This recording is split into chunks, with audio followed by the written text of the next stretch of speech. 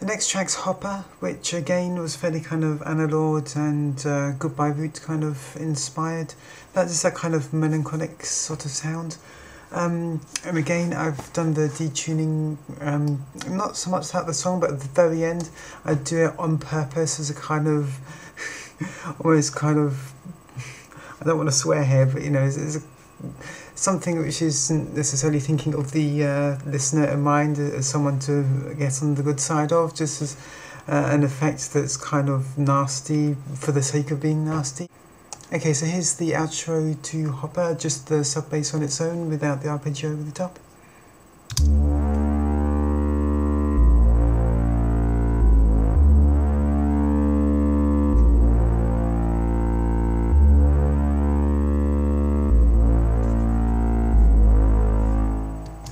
As you can hear, it gets ridiculously out of tune by the end of it. It just, you know, it sounds so bad, but in a way that's kind of good in a cheeky sort of way.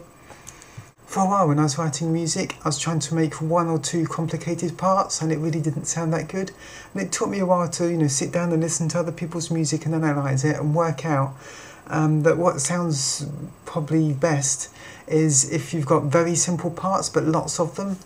So any given particular track of the music sounds ridiculously simple and you think, you know, why would you even bother recording that? It's not going to even make much difference. You barely know it's there. There's nothing to concentrate on. But you have enough of those parts together at the same time and it just sounds fantastic. And especially if you get the opportunity to listen to multi-tracks, you can really hear that in effect. But even if you don't, you know, for example, I was listening to Dimension Intrusion by Fuse, aka Plastic Man. And you can really hear in there that most of the music is kind of 4/4 time, but there's another part which is, it's not exactly 3/4, but it repeats every 3 crotchets. So while most of it's like a there's another bit which is more except it's tonal, but I'm really not able to sing. So I was just trying that kind of thing where most of the music's doing one particular thing and another bit of music at the same time is doing another one.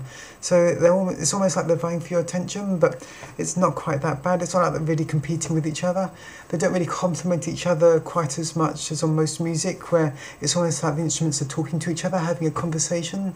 It's like one step removed from that, but they still complement each other well. So you know, here's an example of that.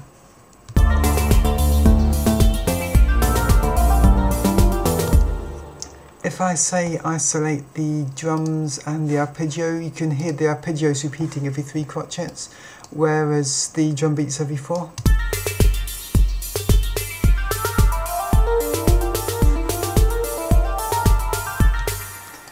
And basically everything about the song's either in sync with the drums, the bass, the foundation, or it's in sync with the arpeggio. In fact, I think it's all in sync with the foundation. It's only the arpeggio that's really, you know, doing its own thing.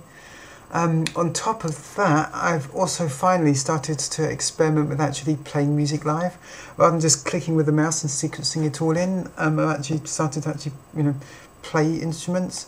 So here's something that's just, you know, over the top. I'm just trying to do something, just blare, something a bit like a guitar solo where it's not well thought out.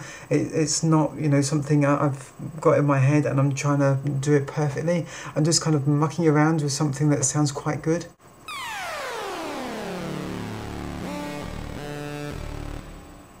At the time, I'd been watching the making of Nirvana's Nevermind, and the producer was talking about how he convinced Kurt Cobain to double all the time, and I completely forgot about doubling.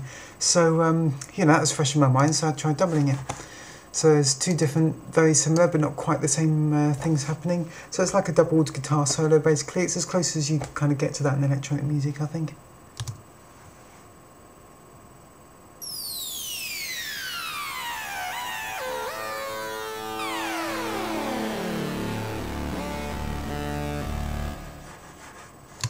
It's probably not even the best example of doubling because they are doing quite different things, but just having 2 very simple, almost silly, trivial, you wouldn't really think of putting it in there, just, you know, just build up the silly, trivial things. Just if you layer them up enough, it actually sounds really good.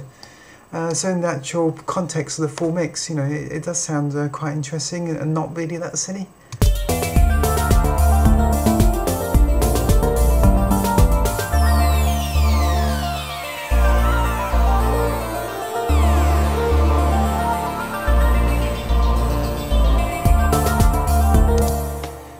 So, you know, that's as close as I think I'm going to get to a guitar solo.